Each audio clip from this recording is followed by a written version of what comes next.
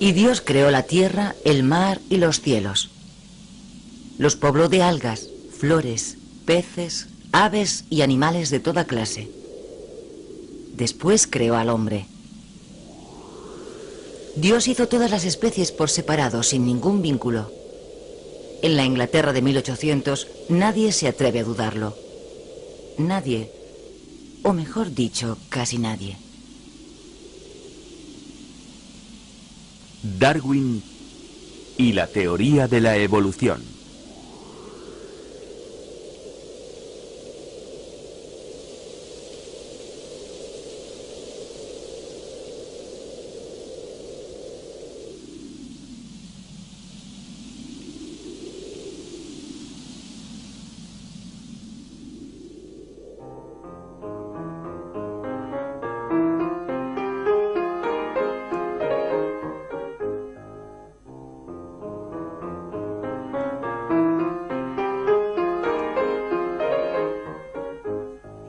Nací en Shrewsbury, el 12 de febrero de 1809. Mi madre murió cuando yo tenía poco más de 8 años, y casi no recuerdo nada de ella, solo su lecho de muerte, su vestido de terciopelo negro y su costurero que era muy raro. Mi padre era muy corpulento, medía 6 pies y 12 pulgadas, era la persona más imponente de cuantas he conocido. Tenía un hermano y 4 hermanas. Vivíamos en una gran casa situada en la parte alta de Shrewsbury, por encima del río Severn.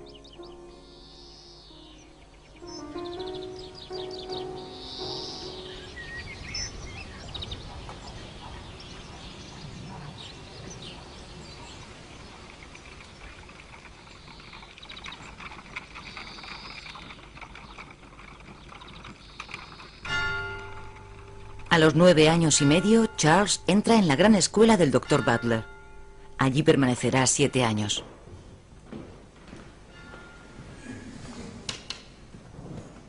Nada podía ser peor para el desarrollo de mi mente que la escuela del Dr. Butler, porque era muy clásica.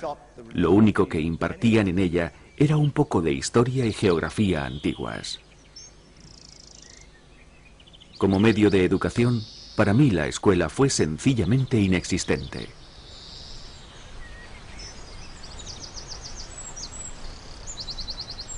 Mi gusto por la historia natural, especialmente por las colecciones, ya era muy evidente. En cierta ocasión mi padre me dijo: «Lo único que te interesa es la caza, los perros y atrapar ratas. Serás la vergüenza de la familia, incluso tú te avergonzarás de ti mismo». Pero mi padre, que era el hombre más amable que jamás haya conocido, debía estar enfadado cuando lo dijo, y no fue justo. Después de un fracaso en medicina en Edimburgo, su padre le propuso hacerse pastor en el campo. Le gustó la idea de poder proseguir con sus investigaciones naturalistas. Charles entró en el Christ College en la Universidad de Cambridge. Creo en el Espíritu Santo, la Santa Madre Iglesia, la comunión de los santos, el perdón de los pecados y la vida eterna. Amén. Los 17 colegios de la universidad pertenecen al clero anglicano y la mitad de los 2000 estudiantes está destinada a seguir la carrera religiosa. Los 3 años que pasé en Cambridge fueron una pérdida de tiempo. Lo intenté con las matemáticas, pero avanzaba muy despacio. En cuanto a las materias clásicas, no hice nada. Lo único que hice fue asistir a algunas clases obligatorias. Sin embargo, Charles se interesa por la teología natural de William Bailey, según la cual las múltiples combinaciones de la naturaleza y su armonía serían las pruebas irrefutables del plan de Dios.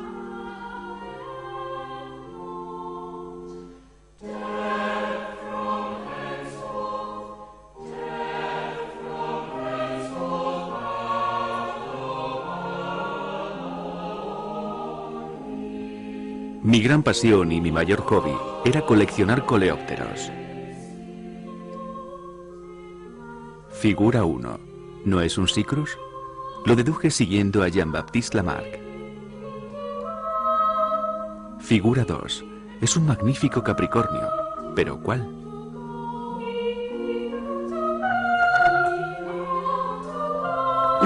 influirá mucho sobre Charles, el profesor Hinslow. Tardé poco en conocer bien a Hinslow, y durante la segunda mitad de mi estancia en Cambridge di largos paseos con él, de forma que algunos me llamaban el hombre que camina con Hinslow. Yo asistía a sus conferencias de botánica y me gustaban mucho por su extrema claridad y por sus admirables ilustraciones.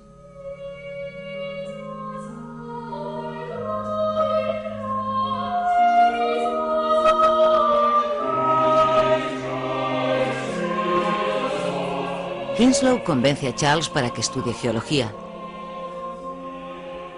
Por aquella época, la nueva geología uniformitarista estaba representada en Inglaterra por Charles Lyell. Para Lyell, los fenómenos geológicos que contempla son los mismos que siempre han modelado la Tierra. Se han necesitado miles de años para producirse grandes efectos, tales como los levantamientos o hundimientos continentales, la erosión o la sedimentación.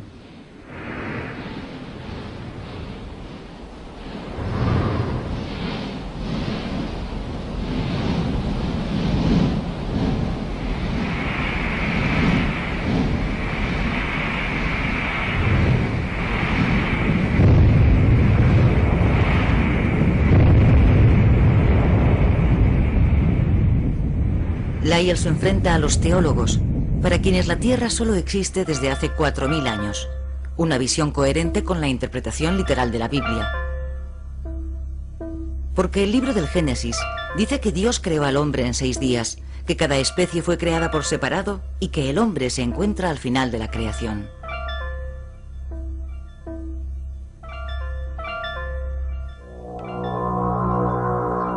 Lyell se opone a un naturalista francés, Georges Cuvier, y a los catastrofistas cristianos que explican los cambios terrestres mediante cataclismos universales. Después de cada catástrofe surgen nuevas especies que se mantienen idénticas hasta la catástrofe siguiente. Cuvier es fijista. Una vez creadas, las especies no evolucionan. Uno de sus colegas, Jean-Baptiste Lamarck, mantiene que las especies antiguas no desaparecieron, sino que se transformaron. A partir de su clasificación de los invertebrados actuales y fósiles, sugiere que los organismos se transforman para adaptarse al medio y que sus modificaciones se transmiten por herencia. Así es como, después de muchos siglos, se forman nuevas especies. Lamarck es evolucionista.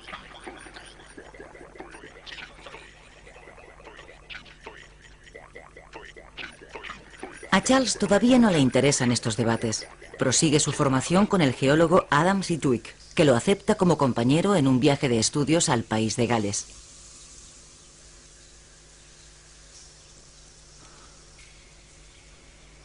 Este viaje tuvo una utilidad incuestionable: enseñarme cómo establecer la geología de una región. A menudo Sedgwick me enviaba en una dirección paralela a la suya para que trajese ejemplares de rocas y marcase la estratificación en un mapa.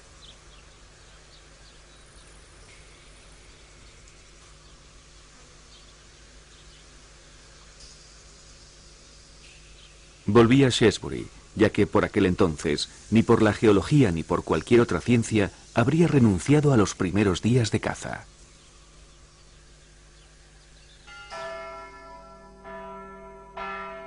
A su regreso a Shrewsbury, Charles encuentra una carta de Hinslow.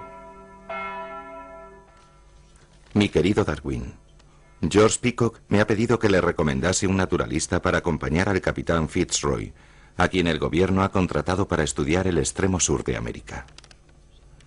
Yo le he dicho que le considero a usted la persona más cualificada que conozco para asumir convenientemente esta situación.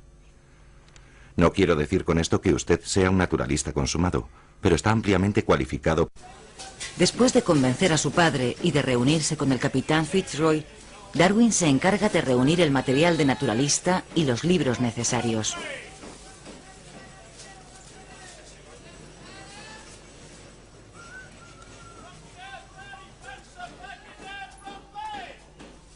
Diciembre de 1831. El Beagle sale de Devonport con 74 personas a bordo. Navegará durante casi 5 años. De momento, el Beagle pone rumbo a Brasil.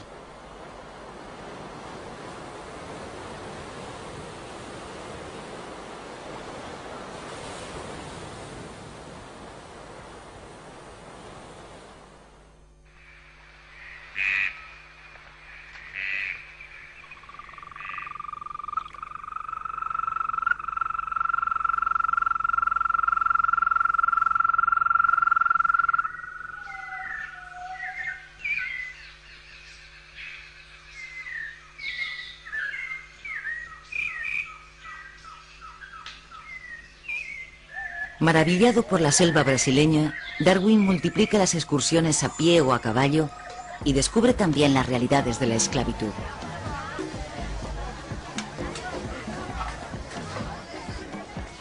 Creo que los esclavos son más felices de lo que se esperaban, aunque me temo que hay algunas excepciones. Espero que llegue el día en el que reivindiquen sus derechos y se olviden de vengarse del mal que les hemos hecho.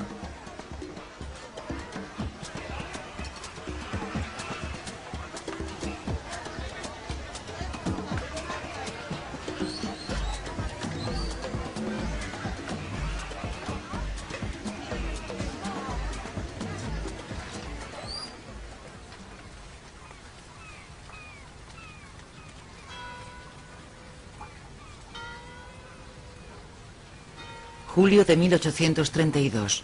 El Beagle se hace de nuevo a la mar, rumbo a la Patagonia. Darwin vuelve a su refugio y poco a poco pone a punto su método de trabajo. Recoge, observa, describe, nombra y cataloga sus ejemplares. Los guarda en cajas o en frascos y se los envía a Henslow con regularidad.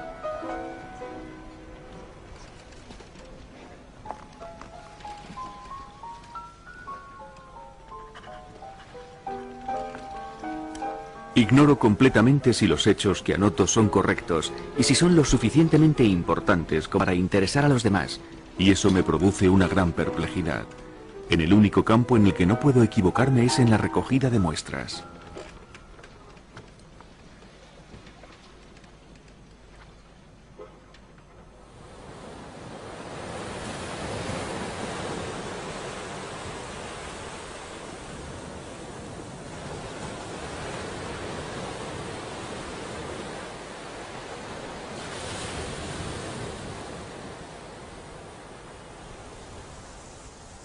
...25 de septiembre. ¿Por qué estos solitarios parajes se adueñan con tanta intensidad de la memoria? Sin duda se debe en parte a que desatan la imaginación sin limitarla. Van el sello de una existencia que dura desde hace siglos y no limitan su permanencia en el futuro.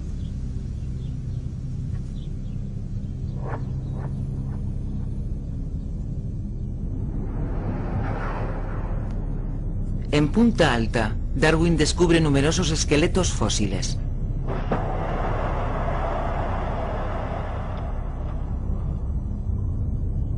Anota las relaciones de las semejanzas entre las especies vivas y las extinguidas, entre los mamíferos desdentados fósiles y los actuales, por ejemplo, los armadillos.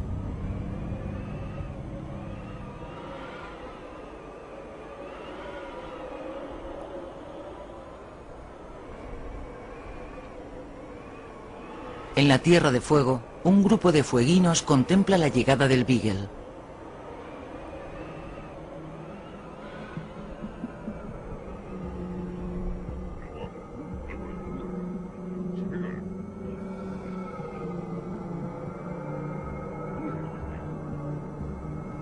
...18 de diciembre... Nunca había imaginado que la diferencia entre el hombre salvaje y el hombre civilizado fuera tan grande. Quizás nuestros antepasados fueran así. ¿De dónde vienen? ¿Han permanecido en el mismo estado desde aquel mundo?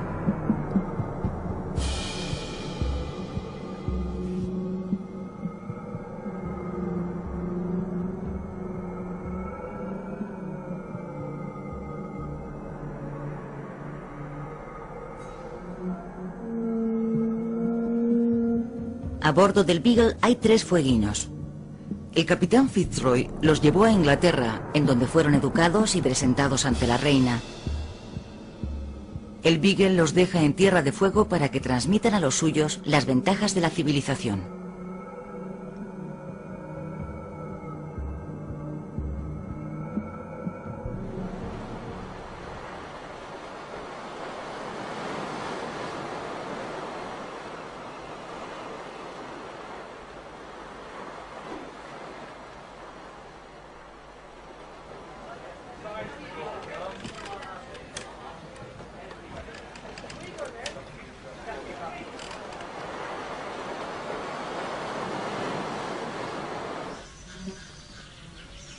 Los Andes, 1835.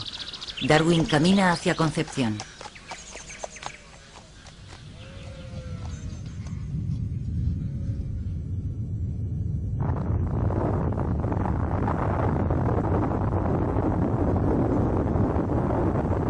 En un segundo se crea una extraña impresión de inseguridad. La tierra, símbolo de solidez, se agita bajo nuestros pies.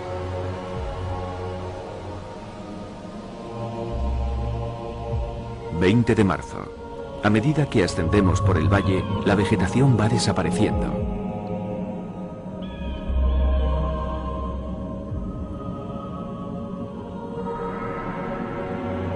No puedo imaginar ninguna otra parte del mundo que muestre de una forma tan extraordinaria las fracturas de la corteza terrestre.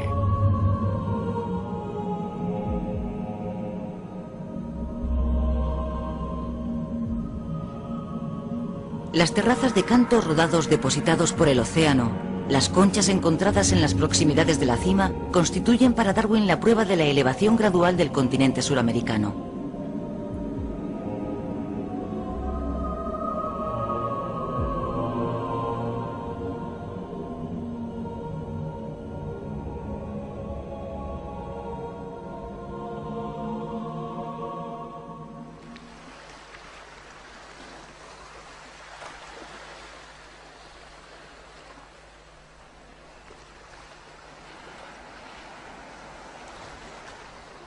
Al final del verano, el Beagle llega al archipiélago de las Galápagos.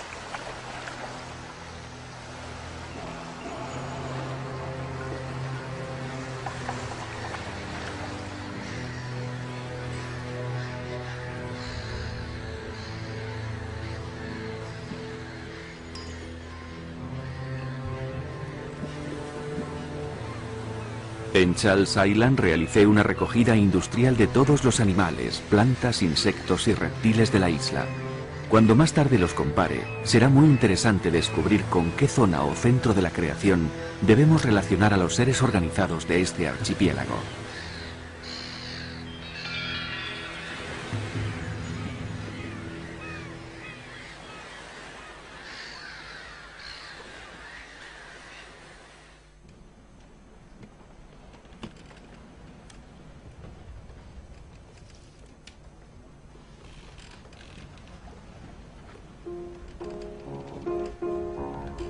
En el camino de regreso, al releer sus notas, Darwin sospecha que las variedades de aves de las diferentes islas tienen un origen común. Surgen las primeras dudas. ¿Realmente las especies son estables? En el camino del Beagle se encuentran Tahití, Nueva Zelanda, Australia, las Islas Coco, el Cabo de Buena Esperanza, Santa Elena, Bahía.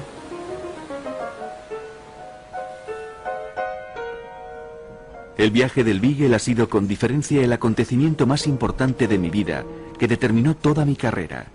Siempre he tenido el sentimiento de que este viaje constituyó la primera formación, la primera educación real de mi mente.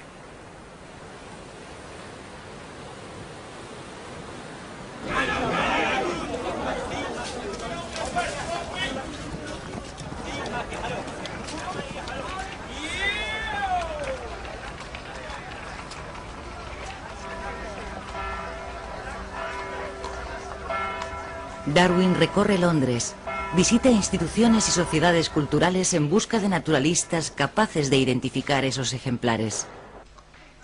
Mi querido Hinslow, no he avanzado mucho con los grandes hombres. Creo que, como usted me dijo, están desbordados con sus propios asuntos. con sus propios asuntos.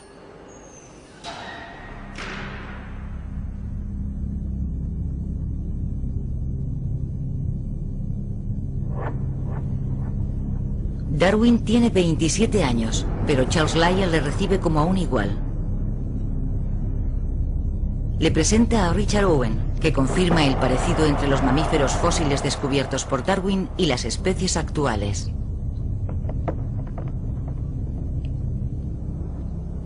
John Gould describe los pinzones de las Galápagos e identifica 13 nuevas especies. Darwin comprende entonces que provienen de una sola especie original procedente del continente. Su aislamiento en islas alejadas y sus diferentes hábitos alimentarios han favorecido la variación de la forma del pico. Dichas variaciones podrían haber provocado la aparición de nuevas especies.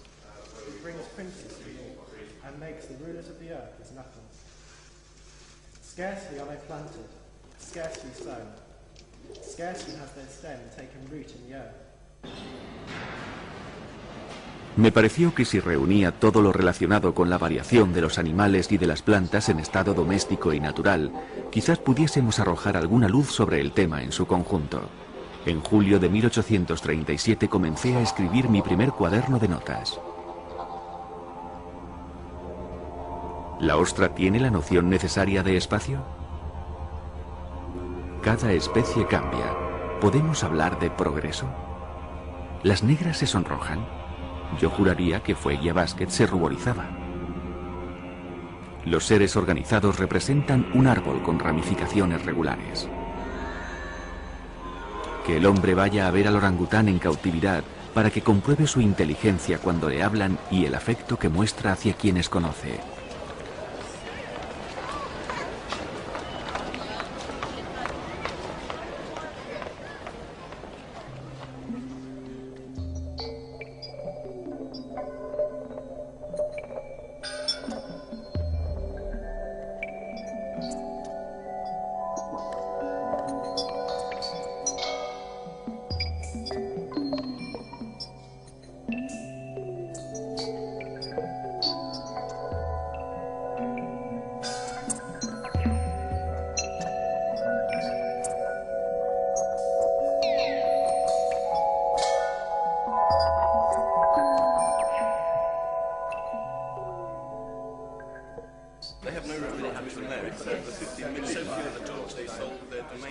Darwin cena regularmente en el Ateneo, en donde se codea con la élite intelectual. Se pasa horas en los sofás del club leyendo obras de la biblioteca. Entre otras, el ensayo sobre el principio de población de Thomas Robert Malthus. Malthus explica que los hombres se multiplican mucho más rápido de lo que aumenta la producción alimentaria. Como se producen más individuos de los que pueden sobrevivir, la lucha es necesaria y solo los más aptos sobreviven.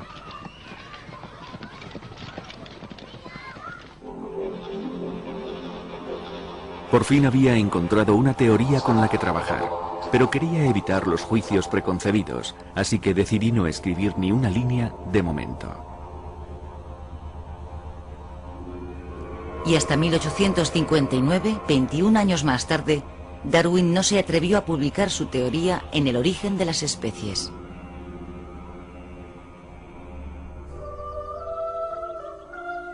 ¿Casarse o no casarse? Esa es la cuestión. Casarse, hijos, si Dios quiere. Un objeto a quien querer y con quien divertirse. En cualquier caso es mejor que un perro. Pensar solo en una dulce y bonita mujer en un sofá con un buen fuego y libros, y quizás música.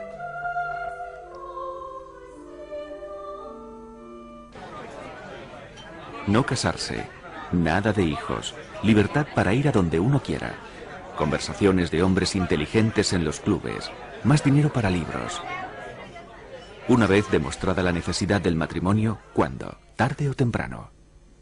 La respuesta fue temprano. Eligió a Emma Whitwood, su prima hermana. Se conocían desde siempre y ella había sido testigo de su creciente pasión por la historia natural.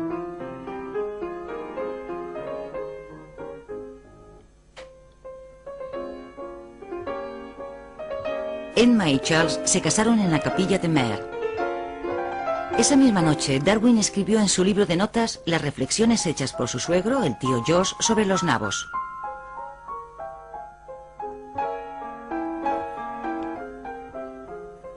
Unos días más tarde, compra un piano para Emma.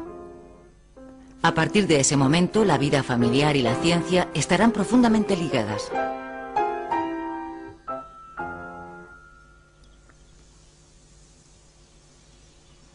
En el otoño de 1842, Charles y Emma se instalan en Kent con sus 2 hijos. Situación a 16 millas de Londres. Un pueblo de 40 casas, habitantes muy respetables, casa fea, ni vieja ni nueva. En Down House continúa con sus investigaciones en un ambiente de calma. Organiza su vida con rigor. Trabajo, paseos, comidas, lecturas, todo está organizado siguiendo un rito preciso.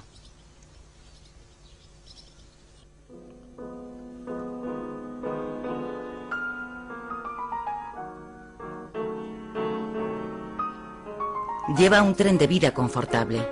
Tiene una mujer abnegada. Charles y Emma eligen para sus hijos una educación liberal.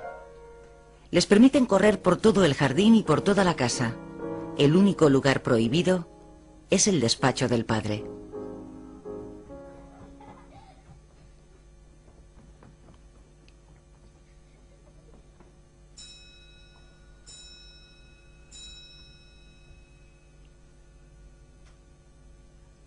Darwin ha terminado de publicar todos los resultados del viaje del Beagle. Solo le queda por describir un cirrípedo que había encontrado en Chile. Primero lo diseca. Sus particularidades le intrigan. Consigue otros ejemplares aquí y allá.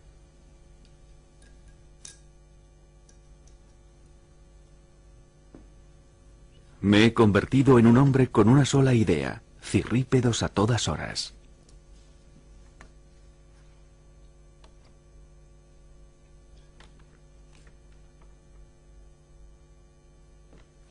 Las diversas transformaciones que experimentan estos extraños crustáceos entre el estadio larvario y adulto ocupan a Darwin durante 8 años. Su monografía le sitúa definitivamente en el medio científico. La salud de Darwin es precaria. Para curarse acude regularmente a Malvern a tomar las aguas. Tratamientos y paseos por las colinas le producen un efecto beneficioso. Así que envía allí a su hija Annie, que ha caído gravemente enferma. Querida Emma, Annie se ha sumido en un dulce sueño al mediodía de hoy. Nuestra pobre y querida hija ha tenido una vida muy corta, pero espero que haya sido feliz. A los 15 días, Emma trae al mundo a Horace, su 9º hijo.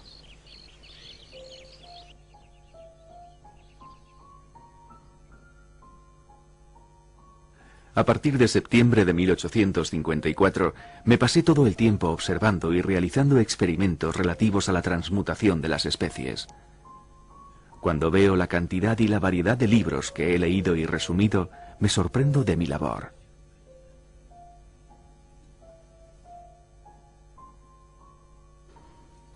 A través de su correspondencia sigue preguntando a lectores de revistas, a criadores y a amigos.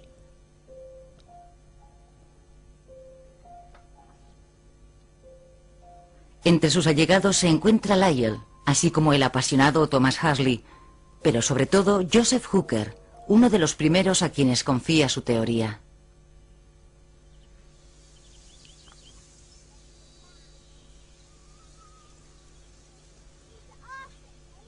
El jardín de Down House sirve de campo de observación y experimentación. Darwin se hace criador de palomas para estudiar más de cerca el mecanismo de la selección artificial. En el huerto estudia los cruces y los híbridos. Me da miedo que mi causa me supere. Soy como Creso, sumergido en la riqueza de los hechos que poseo.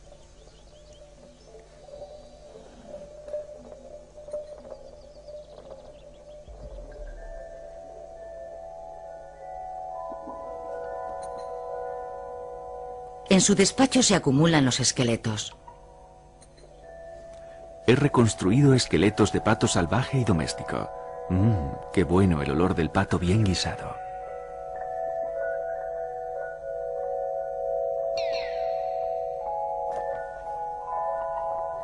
Un joven naturalista, Alfred Wallace, publica un artículo sobre la formación de nuevas especies.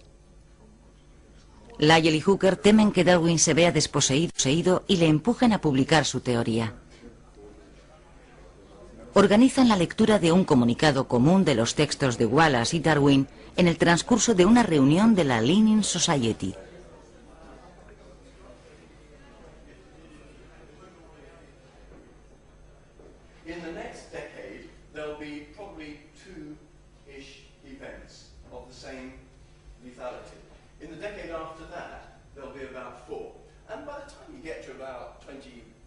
Darwin tiene 50 años, cuando en noviembre de 1859 aparece El origen de las especies.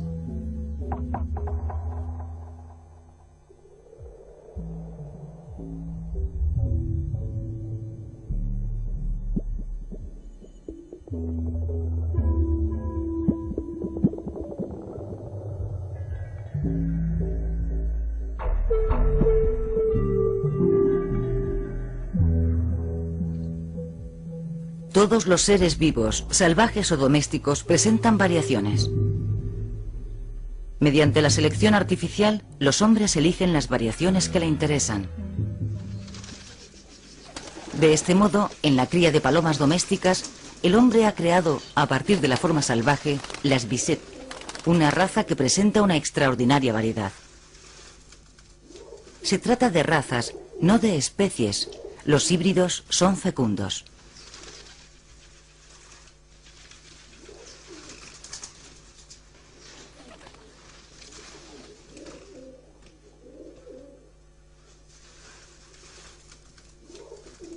En la selección artificial, el hombre solo puede acumular las variaciones que se presentan. Elige teniendo en cuenta su beneficio.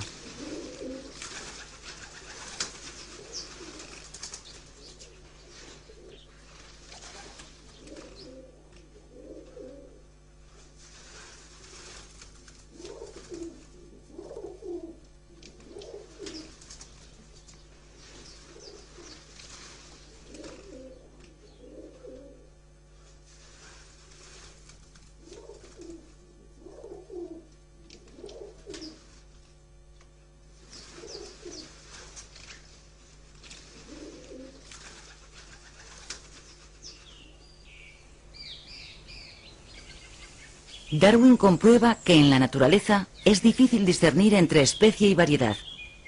Algunos naturalistas distinguen como especies lo que otros consideran variedades.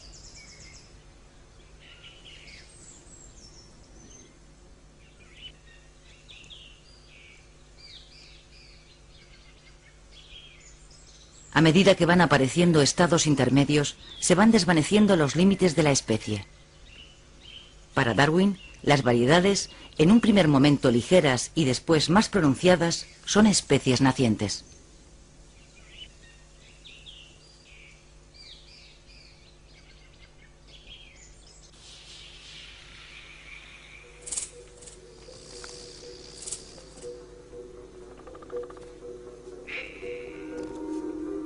El abejorro visita el trébol rojo.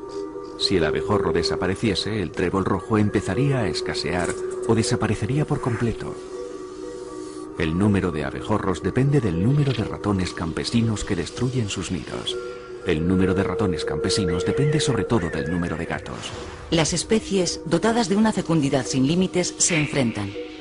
La lucha por la existencia es una regulación que impone el entorno y selecciona a los portadores de variaciones ventajosas, eliminando a los desfavorecidos. Los afortunados transmiten a sus descendientes los caracteres divergentes que les han proporcionado el triunfo. De este modo, la vida se ramifica como un árbol. Las ramas muertas y rotas se entierran en las capas de la corteza terrestre, mientras que las magníficas ramificaciones que siguen vivas y se renuevan constantemente cubren la superficie.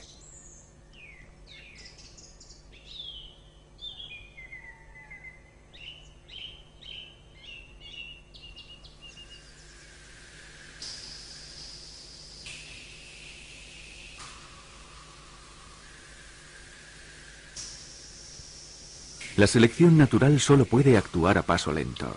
Lleva al perfeccionamiento de cada criatura. Se adueña de cada mejora con una seguridad infalible.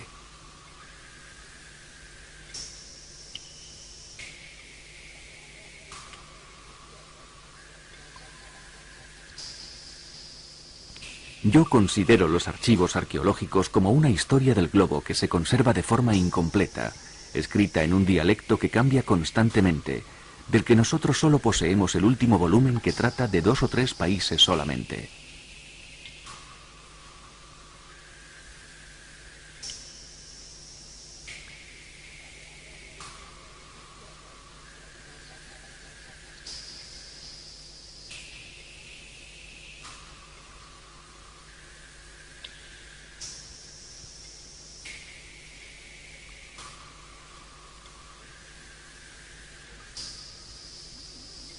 En un futuro lejano veo que se abrirán caminos hacia investigaciones más importantes sobre la adquisición necesariamente gradual de todas las facultades y de todas las aptitudes mentales, un hecho que arrojará luz sobre el origen del hombre y sobre su historia.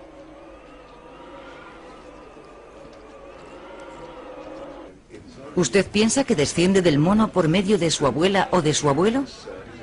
El obispo de Oxford, Samuel Wilberforce, se dirige a Huxley. Ataca duramente la teoría de Darwin durante la sesión anual de la British Association. El ambiente se caldea, una lady se desmaya. Huxley y Hooker defienden apasionadamente a Darwin ante los aplausos de una parte del público. La batalla de Oxford entre la ciencia y la religión será histórica. Pero Darwin no está presente. Una vez más está enfermo. Mi querido Hooker, admiro su valor. Yo habría preferido morir antes que responder al obispo ante esa asamblea.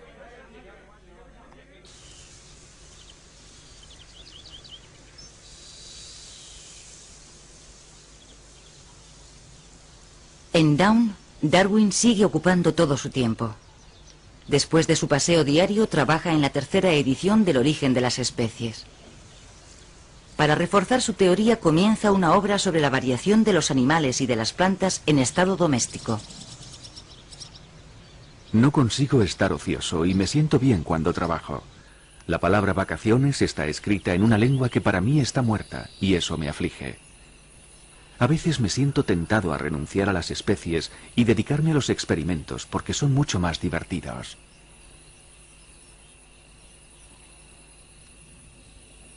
Fascinado por el papel de los insectos en la fecundación de las orquídeas, Darwin concluye que la naturaleza tolera la autofecundación, pero favorece los cruces.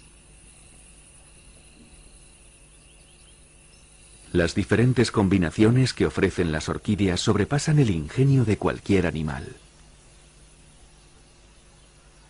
Moviliza a sus hijos para que le ayuden en sus investigaciones, pero sobre todo recurre a Hooker, que ahora es director de los jardines botánicos en Kew.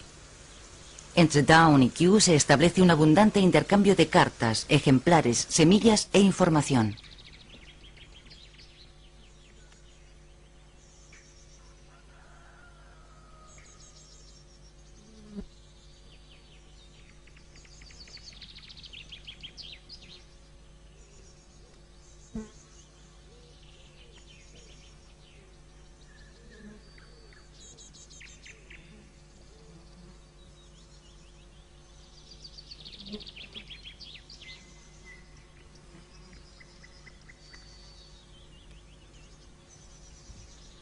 Dos tipos de plantas acaparan la atención de Darwin: las plantas insectívoras y las plantas trepadoras. Trata a las plantas carnívoras como a seres vivos. Las habla, las alimenta con comida o sustancias químicas. Comprueba las analogías entre el reino animal y el reino vegetal. Las plantas respiran, ingieren, digieren, expulsan.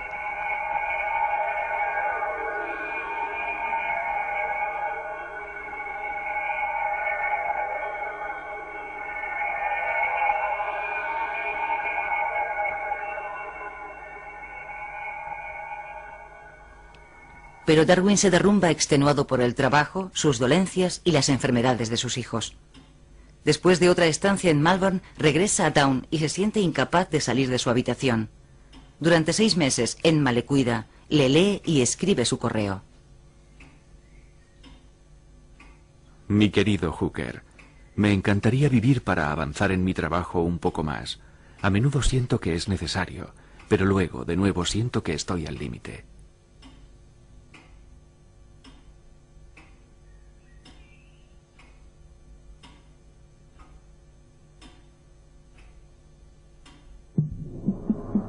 Ha llegado el libro de los monos.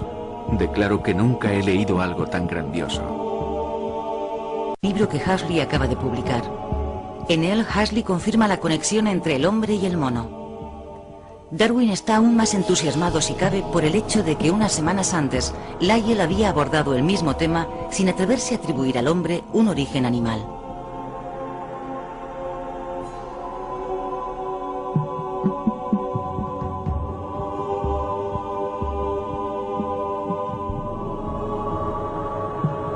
Darwin también se decide a publicar.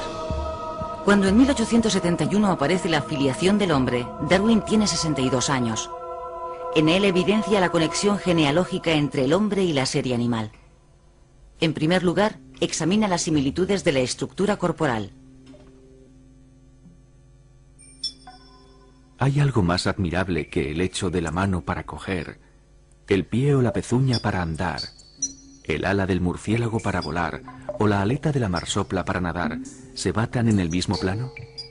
¿Y que la posición de los huesos y su número sean tan semejantes que todos puedan clasificarse o designarse bajo los mismos nombres?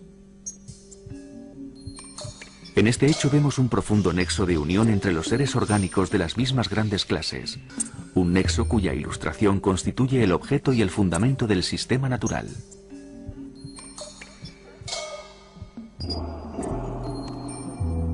Los embriones de los animales y del hombre atraviesan fases de desarrollo similares. En las primeras fases embrionarias hay una gran similitud entre el hombre y el resto de los animales, pero sus diferencias se acentúan en el transcurso de las etapas posteriores.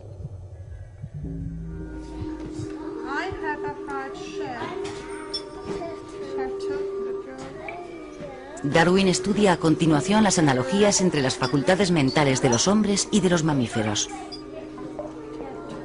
La diferencia entre la inteligencia del hombre y la de los animales superiores es ciertamente una diferencia de grado y no de naturaleza. Comparten emociones y capacidades comunes como la curiosidad, la atención, la memoria y la imaginación. Sin embargo, el hombre es el único que ha desarrollado tanto la capacidad de abstracción, el sentido de la belleza, del misterio y de lo divino.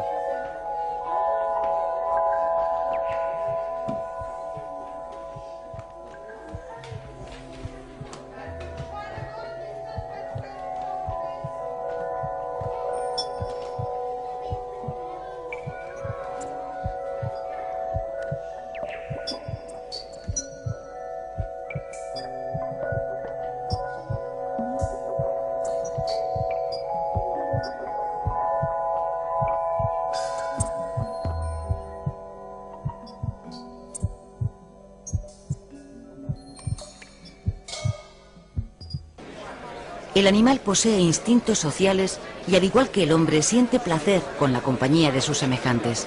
La selección de los instintos sociales y en especial del instinto de la simpatía conduce al hombre a desarrollar sentimientos morales y altruistas. Combinados con la racionalidad de dichos sentimientos, favorecen los comportamientos antiselectivos como la ayuda a los más débiles y a los desheredados. De este modo, la civilización permite invertir la acción de la selección natural. Nosotros no sabríamos refrenar nuestra simpatía, ni siquiera bajo la presión de una razón implacable, sin perjudicar a la parte más noble de nuestra naturaleza.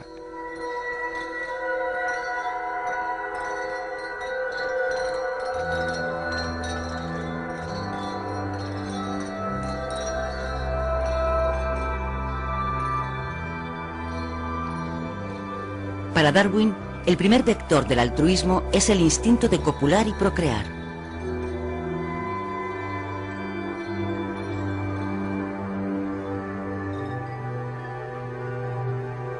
La selección sexual proporciona a algunos individuos machos una ventaja sobre otros en la competición por las hembras. Cuanto más hermoso es el aspecto en celo del ave del paraíso, más posibilidades tiene de seducir a las hembras y por lo tanto de reproducirse. Pero también son mayores las posibilidades de ser víctima de un predador. La selección sexual está ampliamente dominada por la selección natural, que tiende hacia la prosperidad general de la especie.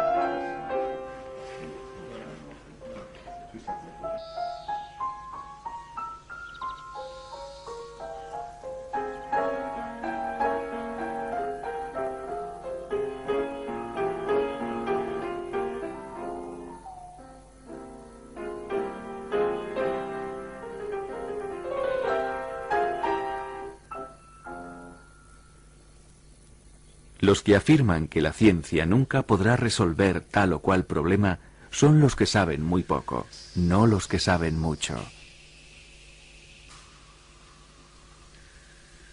Los investigadores contemporáneos se apoyan en la sistemática molecular, la genética de las poblaciones y los nuevos descubrimientos paleontológicos para completar la teoría de Darwin.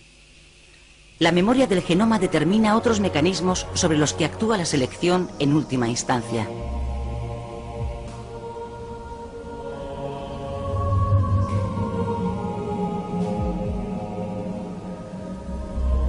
La biología permite comprender que la base física de los fenómenos hereditarios está constituida por genes.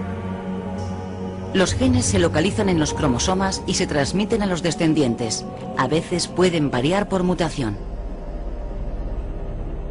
Como intuyó Darwin, la procreación sexual es un factor constante de renovación. Gracias a la recombinación de los genes, la procreación sexual abre un amplio campo para las variaciones.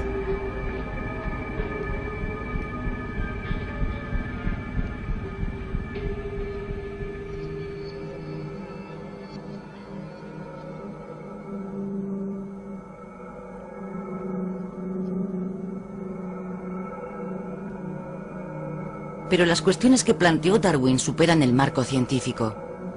Somos conscientes de la relación de dependencia que mantenemos con nuestro entorno y de los grandes efectos que puede tener en el futuro la suma de nuestras pequeñas acciones.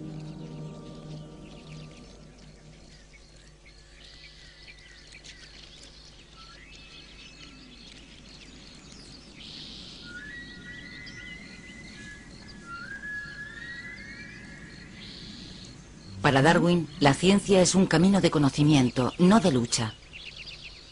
Entre él y la naturaleza hay una relación de connivencia y no de dominación.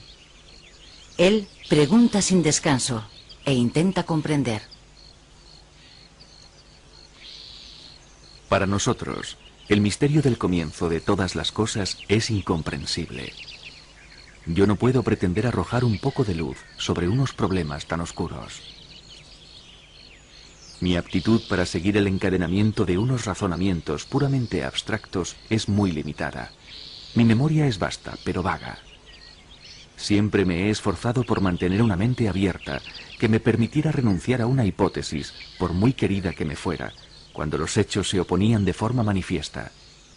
Haber contribuido, aunque haya sido modestamente, al progreso de las ciencias naturales, ha sido la mejor forma de emplear mi vida.